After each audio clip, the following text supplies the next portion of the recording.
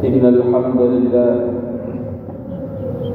نحمده ونستعينه ونستغفره ونعوذ بالله من شرور أنفسنا ومن سيئات أعمالنا من يهده الله فلا مضل له ومن يضلل فلا هادي له أشهد أن لا إله إلا الله وأشهد أن محمدا عبده ورسوله لا نبي بعده اللهم صل وسلم وبارك وكرم على حبيبنا وشفيعنا وقرة أعيننا محمد وعلى آله وصحبه وسلم تسليما كثيرا فيا أيها الناس أوصيكم ونفسي بتقوى الله فقد فاز المتقون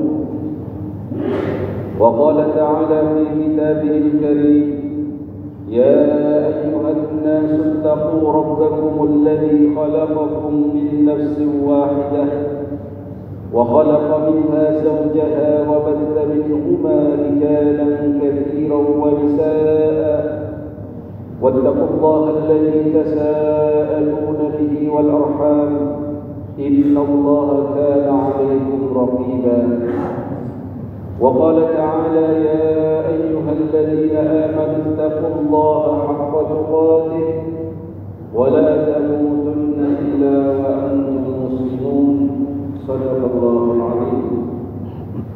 Ikhwatal iman jemaah sekalian, alhamdulillah, mari kita senantiasa bersyukur kehadirat Allah Subhanahu wa taala atas segala nikmat yang telah Allah berikan kepada kita, nikmat yang begitu banyak yang tatkala kita mau menghitung-hitung nikmat itu tidak akan mampu diri menghitungnya, sebagaimana firman Allah Subhanahu wa taala wa in ta'uddu ni'matallahi la tuhsuha. Dan di antara nikmat yang harus kita syukuri dengan terus berjuang mempertahankan nikmat itu agar terus berada dalam diri kita, yaitu nikmat iman dan Islam. Dan kita bersyukur dengan keberadaan nikmat sehat dan nikmat umur panjang, nikmat yang harus terus kita syukuri kepada Allah Subhanahu wa taala, sehingga siang hari ini kembali kita diberikan oleh Allah kemudahan untuk terus bisa melaksanakan ibadah salat Jumat berjamaah dalam kondisi yang sihat wal afiyah. Alhamdulillah, tsumma alhamdulillah. Salawat serta salam semoga tetap tercurahkan pada junjungan kita Nabi besar Muhammad sallallahu alaihi wasallam, Nabi akhir zaman yang telah menyampaikan risalah Islam sehingga menjadi jelas di hadapan kita, innal halala bayyin wa innal harama bayyin. Sesungguhnya yang halal sudah jelas dan yang haram pun sudah jelas. Sebagai bentuk rasa cinta kita dan terima kasih kita kepada beliau, mari kita jadikan dia uswatun hasanah, sauri tauladan dalam kehidupan, dan tidak lupa senantiasa bersalawat kepadanya. Allahumma salli wa sallim alaihi wa ala alihi wa sahbihi wa sallim ajma'in. Tidak lupa rukun sebagai rukun khutbah, khatib berwasiat pada diri sendiri khususnya dan para jamaah, mari kita tingkatkan ketakwaan kita dengan sebaik-baiknya, dengan sebenar-benarnya takwa. Bertakwa kepada Allah haqqa tuqatih, dengan sebenar-benarnya takwa adalah berusaha menjalankan segala perintah-perintahnya, baik yang sunnah apalagi yang wajib, dan berusaha menjauhi semua larangan-larangannya, baik yang dimakruhkan apalagi yang diharamkan oleh Allah Subhanahu wa taala. Terlebih lagi kita sudah berada di penghujung dari akhir tahun 2023, di mana itu juga menunjukkan bahwasannya jatah hidup kita di dunia ini adalah semakin berkurang dengan bertambahnya umur, maka berkuranglah jatah hidup kita untuk terus bisa beribadah dan memperbanyak amal-amal soleh. Maka dari ikhwatal iman jemaah sekalian, sudah semestinya semakin tua, semakin dewasa, semakin senja dalam usia, semakin bertakwa kepada Allah Subhanahu wa taala. Sehingga rugi ketika ada seseorang semakin bertambah umurnya tapi semakin jauh dari Allah Subhanahu wa taala. Bahkan dikatakan panjangnya umur ini adalah ujian dari Allah. Tatkala kita diberikan umur yang panjang namun diisi dengan banyaknya kemaksiatan, maka itu akan menjadi hujjah bagi kita di hadapan Allah Subhanahu wa taala. Sebaik-baik orang dikatakan oleh Rasul, khairukum man tala umruhu wa hasuna amaluhu. Sebaik-baik dari kalian yang diberikan oleh Allah umur yang panjang, kemudian diisi usia umur ini dengan kebaikan-kebaikan. Wa syarrukum man tala umruhu wa sa'a amaluhu. Dan sejelek-jelek kalian adalah ketika diberikan kesempatan hidup yang panjang, kemudian diisi dengan kemaksiatan atau kelalaian. Na'udzubillahi min dzalik. Ikhwatul iman jemaah sekalian, Allah Subhanahu wa taala memberikan kita peringatan dalam surat Fatir ayat 37, awalam nu'ammirkum ma yatadhakkar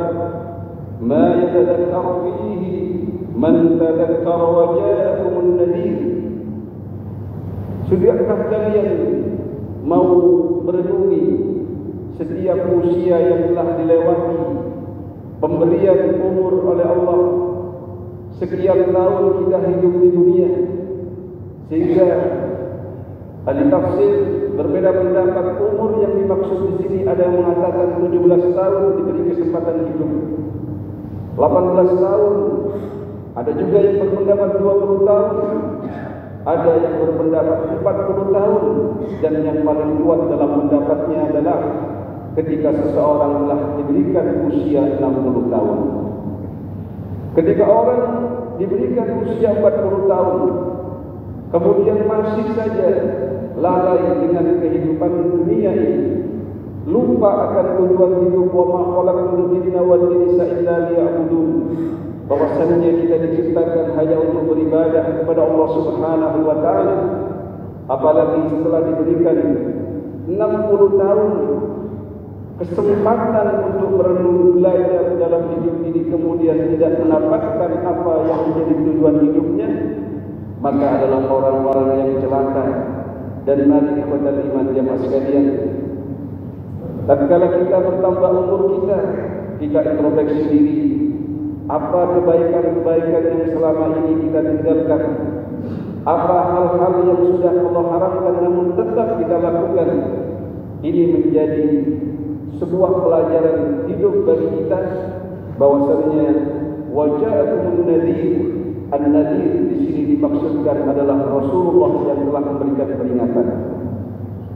Bahkan ada yang berpendapat bahwasanya an-nadhir di sini adalah rambut yang sudah memutih, sehingga dalam hukum dilarang seseorang menyemir rambutnya berwarna hitam. Dikhawatirkan dia lupa kalau dirinya sudah tua. Setidaknya tatkala dia melihat rambutnya sudah banyak yang putih, dia semakin ingat kepada Allah bahwasanya usiaku tidak lama lagi.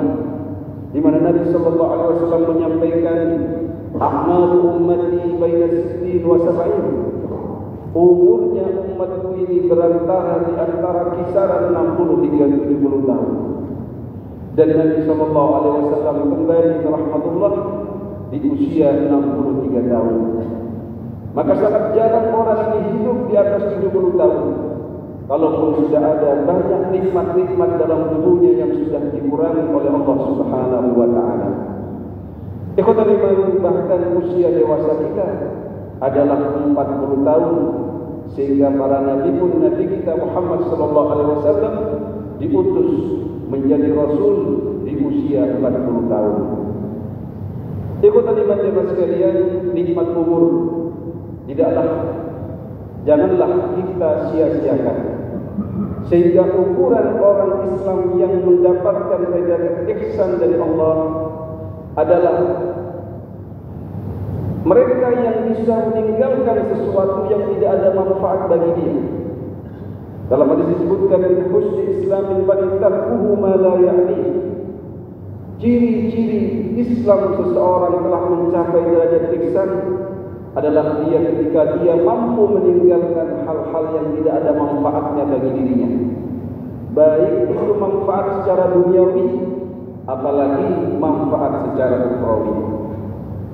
Ikhwatul iman yang sekalian, bahkan diriwayatkan dari Abu Hurairah radhiyallahu anhu dari Nabi sallallahu alaihi wasallam, dari baginda Nabi Muhammad sallallahu alaihi wasallam, a'dzarallahu ila mridin akhara ajalahu hatta balagha 60 sana. Rawahu Bukhari. Allah tidak menerima lagi uzur dari seorang hamba-Nya yang sudah diberikan usia 60 tahun, kemudian nantinya mungkin tatkala dihisab oleh Allah, ketika ditanya kenapa engkau melakukan ini, kenapa engkau tidak melakukan ini, kenapa engkau melanggar sesuatu yang diharamkan, kenapa engkau tidak melakukan sesuatu yang diwajibkan, kemudian orang ini berkata, misalkan saya tidak tahu kalau itu wajib, saya tidak tahu kalau itu haram. 60 tahun diberikan kesempatan hidup, tidak mau belajar, tidak mau duduk di majelis ta'lim, tidak mau membaca Al-Quran dan merenungkan arti dan petunjuknya, maka ini disebut sebagai orang-orang yang lalai. Ikhwatul iman, bahkan tatkala kita menjadi seorang karyawan atau pegawai, ada usia pensiun yang seharusnya mendekati usia pensiun itu, kita juga mendapatkan peringatan bahwasannya ada masa-masa kita harus lebih fokus terhadap akhirat kita. Walaupun di masa muda pun kita juga bisa berjalan bersama dalam menggapai tujuan akhirat dan dunia, sebagaimana kita senantiasa berdoa, Rabbana atina fid dunya hasanah wa fil akhirati hasanah. Kemudian ikhwatul iman, jangan lupa kita senantiasa berdoa kepada Allah, ya Allah, ya Allah, husnul khatimah.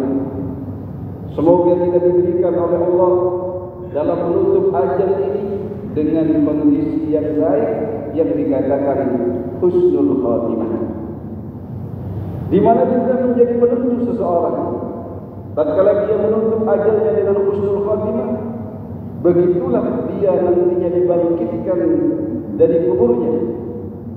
Hal ini disampaikan oleh Rasulullah sallallahu alaihi wasallam, yub'atsu kullu 'abdin 'ala ma mata 'alaihi, rawahu Muslim.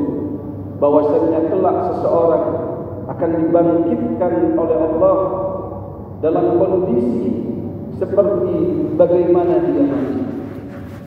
Ketika kita banyak melakukan kemaksiatan 24 jam didominasi dengan kelalaian dan kemaksiatan, dan kita mati suul khatimah na'udzubillah, maka di situ kita akan dibangkitkan dalam kondisi yang seperti kita mati.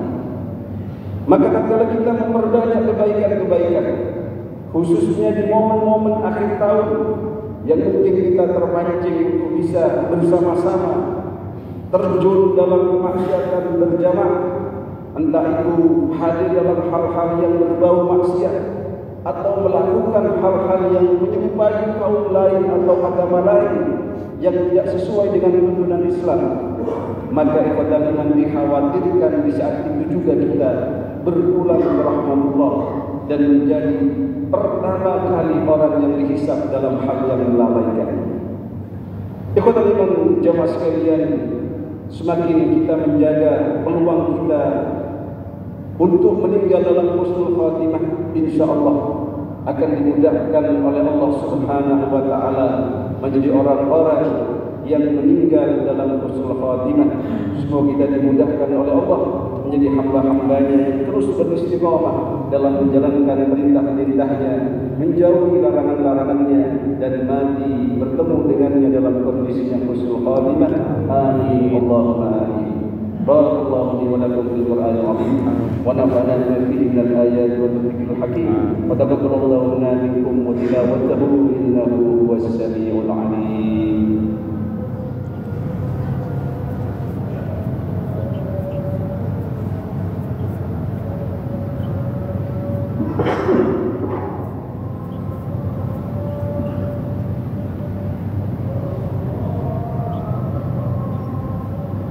الحمد لله حمدا كما أمر، أشهد أن لا إله إلا الله وأشهد أن محمدا عبده ورسوله إرغاما لمن جهد به وكفر. اللهم صل وسلم وبارك وكرم على حبيبنا وشفينا وقرة أعيننا محمد وعلى آله وصحبه وسلم تسليما كثيرا. فيا أيها الناس أوصيكم ونفسي بتقوى الله فقد فاز المتقون. وقال تعالى ولم يزل قائلا عليما إن الله وملائكته يصلون على النبي يا أيها الذين آمنوا صلوا عليه وسلموا تسليما. اللهم صل وسلم على محمد وعلى آل محمد كما صليت على إبراهيم وعلى آل إبراهيم في العالمين إنك حميد مجيد. اللهم اغفر للمسلمين والمسلمات والمؤمنين والمؤمنات الأحياء منهم والأموات. اللهم أعز الإسلام والمسلمين وأهلك الكفرة والمشركين وأعلي كلمتك إلى يوم الدين يا رب العالمين. اللهم إنا نستغفرك ونستودعك أدياننا وأنفسنا وأموالنا وأهلنا وكل شيء أعطيتنا. اللهم جملنا بالعافية والسلامة وحققنا بالتقوى والاستقامة وأعذنا من موجبات الندامة يا رب العالمين. اللهم انصر إخواننا المجاهدين في فلسطين وفي سوريا وفي شيشان وفي لبنان وفي يمن وفي كل مكان يا رب العالمين. اللهم اشف مرضاهم، اللهم احسن حالهم، اللهم ثبت أقدامهم وارزقهم حسن الختام والشهادة يا رب العالمين. اللهم ارحم أمة محمد، اللهم اغفر أمة محمد، اللهم اصلح أمة محمد واصلح ولاة أمورنا يا رب العالمين. ربنا ظلمنا أنفسنا وإن لم تغفر لنا وترحمنا لنكونن من الخاسرين. ربنا هب لنا من أزواجنا وذرياتنا قرة أعين واجعلنا للمتقين إماما. ربنا آتنا في الدنيا حسنة وفي الآخرة حسنة وقنا عذاب النار وتوفنا مع الأبرار يا عزيز يا غفار برحمتك يا أرحم الراحمين. عباد الله إن الله يأمر بالعدل والإحسان وإيتاء ذي القربى وينهى عن الفحشاء والمنكر والبغي يعظكم لعلكم تذكرون. فاذكروا الله العظيم يذكركم واشكروه على نعمه يزدكم واسألوه من فضله يعطكم ولذكر الله أكبر.